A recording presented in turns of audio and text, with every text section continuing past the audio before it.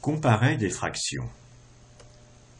Supposons qu'on veuille comparer les fractions 3/2 et 7/5, c'est-à-dire sont-elles égales ou bien quelle est la plus grande?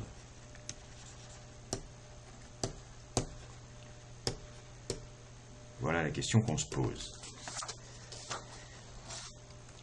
Alors pour bien comprendre comment on va faire, il faut bien comprendre la construction et certaines propriétés des fractions. Par exemple, 7/5, c'est la marque à droite de la première partie de la division du segment 0 jusqu'à 7 en 5 parties égales. On l'a déjà fait un certain nombre de fois, je ne vais pas le redessiner, mais je vous le montre. Nous avons la demi-droite avec nos nombres entiers. On prend le segment 0 jusqu'à 7, on le découpe en 5 parties égales, 1, 2, 3, 4, 5. La première marque, c'est-à-dire à droite de la première partition, ça s'appelle 7/5. C'est la définition de 7/5. Mais il y a une autre façon de voir ce 7/5.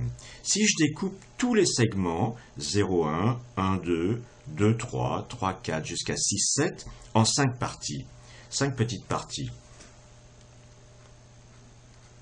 comme ceci, et puis ici comme cela aussi, 1, 2, 3, 4, 5, etc. etc. J'obtiens 35 petites parties de longueur 1/5. Encore un petit coup. Et ainsi de suite jusqu'ici. J'en obtiens 35. Et en fait, 7/5, eh bien, c'est tout simplement 7 fois 1/5. Puisque si je fais 7 fois 1/5, et puis ensuite 7 fois 1/5, et puis encore 7 fois 1/5, etc., c'est-à-dire en tout 5 fois, eh bien, je vais obtenir 7. Donc, 7/5, c'est aussi 7 fois 1/5. Et d'une manière générale, la fraction n sur m, c'est aussi n fois la fraction 1 sur m. De la même manière, 3/2, c'est le résultat de la division du segment 0 jusqu'à 3 en 2 parties. Mais si je découpe chacun des segments 0,1, 1,2 et 2,3 en 2, eh bien 3/2, c'est aussi 3 fois 1/2. Mais comment comparer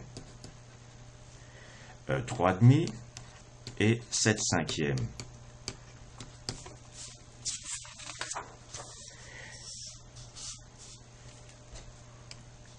On vient de découper 0,1 en 5 et aussi en 2.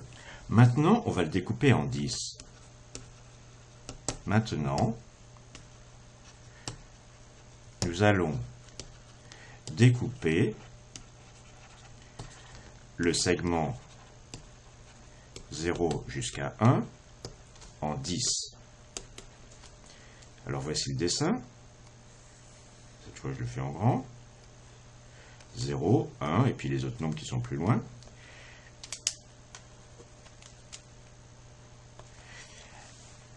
Alors voici une moitié, et encore des cinquièmes de moitié, c'est-à-dire des dixièmes. Donc ici, je l'ai découpé en 10.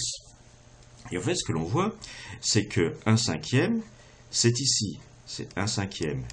C'est d'ailleurs aussi 2 dixièmes. Et puis 1/2, c'est tout simplement là. 1/2. Et c'est aussi 5 dixièmes.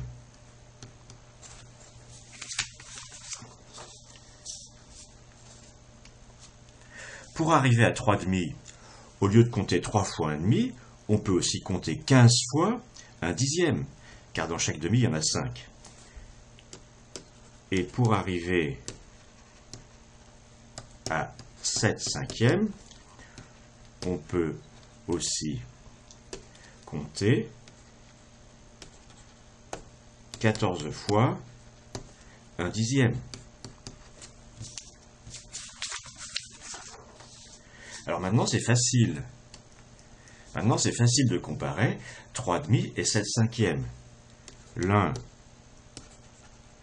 fait 15 fois 1 dixième et l'autre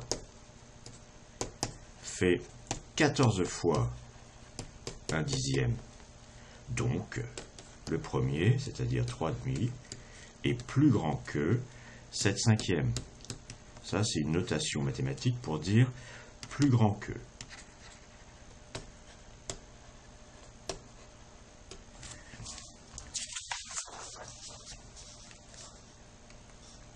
Prenons un deuxième exemple. Il s'agit de comparer 20 tiers et 27 quarts. Ici, on va découper 0,1 en 12e. Le chiffre 10 que j'utilisais tout à l'heure, ou le nombre 10, n'a rien à voir avec les chiffres arabes qui utilisent 10 de manière fondamentale. C'est simplement le produit des deux dénominateurs. Ici, on va découper donc 0,1 en 12e, et on va voir que 20 tiers, qui est égal à 20 fois 1 tiers, et 1 tiers égale 4/12e. Et 27 quarts égale 27 fois 1 quart, et 1 quart, c'est égal à 3/12e. Alors de nouveau, ça va être facile de comparer. Donc on a 20 tiers qui est égal à 92e, puisqu'on a 20 fois 1 tiers, et 1 tiers c'est 4/12e, donc c'est 91/12e, et 27 quarts, c'est égal à 27 fois 3/12e, c'est égal à 81/12e. Donc ici, 20 tiers, qui est 92e et l'autre qui est 91/12e, 20 tiers, c'est plus petit que 27 quarts. Ça veut dire plus petit que.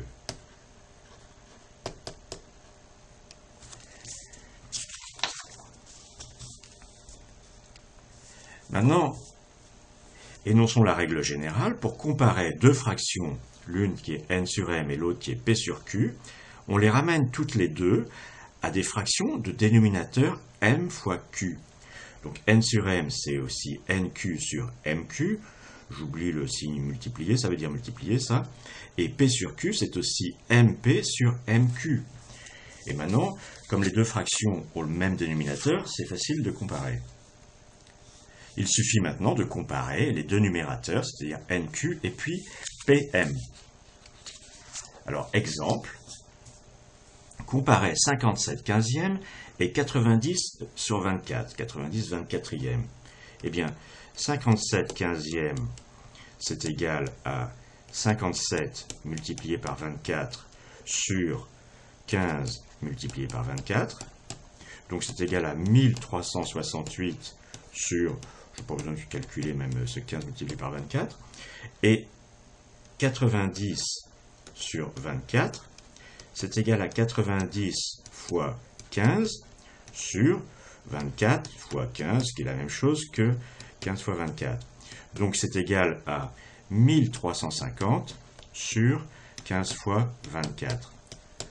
Eh bien, 1368, c'est plus grand que 1350, donc on a 57/15e qui est plus grand que 90 24e.